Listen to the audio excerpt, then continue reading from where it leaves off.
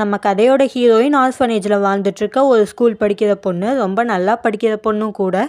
ஒரு நாள் ஹீரோயினுக்கு அவளோட உண்மையான அம்மா அப்பாவை பற்றி தெரிய வருது. அவங்க கூட போய் வாழ வேண்டிய சுச்சுவேஷனும் வருது. ஹீரோயின் அவள் அம்மா அப்பா வீட்டுக்கு போகிறா. ஹீரோயினோட அம்மா அப்பா பெரிய பணக்காரங்க. ஹீரோயின் அம்மா அப்பா வீட்டில் ஹீரோயினோட இடத்துல ஆனான்ற ஒரு பொண்ணு இருக்கா.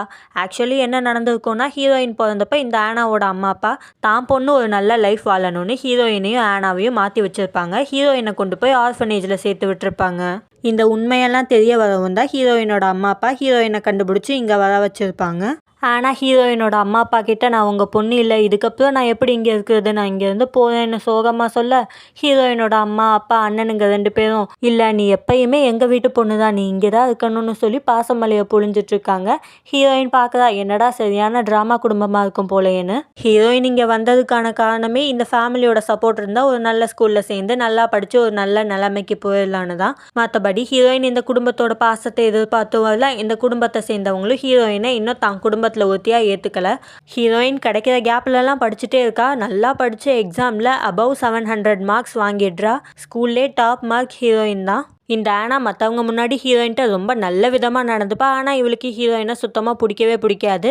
இப்போ ஹீரோயின் அபவ் 700 மார்க்ஸ் வாங்கிட்டான்னு தெரிய வர இவளுக்கு ஒரே வயிற்றுச்சலாக இருக்குது. ஹீரோயின் மேலே எல்லாருக்கும் ஒரு பேட் இம்ப்ரெஷன் வரணும்னு வேணும்ட்டே கீழே போய் படுத்துக்கிட்டு இவ தலையை இவளை இடிச்சுக்கிட்டு ஹீரோயின் தான் தன்னை தள்ளிவிட்டான்ற மாதிரி ஃப்ரேம் பண்ண ஹீரோயினோட அம்மா அப்பாவும் நம்பிடுறாங்க. ஹீரோயினோட அறிவு கெட்ட அண்ணனுங்க 2 பேரும் ஹீரோயினை திட்டிட்டு ஆனாவை ஹாஸ்பிட்டலுக்கு தூக்கிட்டு போயிடுறாங்க. ஆனால் ஹீரோயின் இவங்க திட்டினதை பற்றியெல்லாம் பெருசாக கவலைப்படல. அவள் பாட்டுக்கு ஜாலியாக போய் சாப்பிட்டு இருக்கா. ஆனா நல்ல மார்க்ஸ் வாங்கியிருக்கான்னு ஒரு சின்ன பார்ட்டி மாதிரி வச்சுருப்பாங்க. இன்னுமே இவங்களுக்கு ஹீரோயினோட மார்க்ஸை பற்றி தெரியலை. அப்போ ஹீரோயினோட டீச்சர் கால் பண்ணி ஹீரோயினோட மார்க்ஸை பற்றி சொல்ல எல்லாருக்குமே ஷாக் ஆகிடுது. ஏன்னா எல்லாருமே ஹீரோயினை ரொம்பவே டவுனாக தான் பார்த்துருப்பாங்க. இத்தனை நாள் ஹீரோயினை பெருசாக கண்டுக்காத ஹீரோயினோட அப்பா அம்மா கூட ஹீரோயின்ட்ட நல்ல விதமாக நடந்துக்கிறாங்க. ஏன்னா ஹீரோயின் டாப் மார்க்ஸ் எடுத்தான்னா ஹீரோயின் இவங்க ஃபேமிலியை சேர்ந்த பொண்ணுன்றது தெரிய வரப்போ இவங்க ஃபேமிலிக்கு பெருமையாக இருக்கும்ல. அதனால தான் இவங்களுக்கு தான் மேலே பாசம்லாம் இல்லை, தன்னை யூஸ் பண்ணிக்க தான் பார்க்குறாங்கன்னு ஹீரோயினுக்கு நல்லாவே புரியுது. ஃபைனல் எக்ஸாம்ஸில் ஹீரோயின் ஸ்டேட் லெவலில் டாப் 50 கிரேட்ஸில் வந்துடுறா. ஹீரோயினை இன்டர்வியூலாம் வந்து எடுக்கிறாங்க. இதனால் ஹீரோயினை பற்றி எல்லாருக்கும் தெரிய வருது. ஹீரோயின் தான் இந்த பணக்கார குடும்பத்தோட உண்மையான பொண்ணுன்னும் இந்த பணக்கார குடும்பத்தை சேர்ந்தவங்க ஹீரோயினை கண்டுக்காமல் அவங்க வளர்த்த பொண்ணு ஆனாக்கு இம்பார்ட்டன்ஸ் கொடுத்துருக்காங்க. அது மட்டும் இல்லாமல் ஆனா ஹீரோயினை புள்ளி பண்ணியிருக்கான்ற விஷயமும் தெரிய வருது.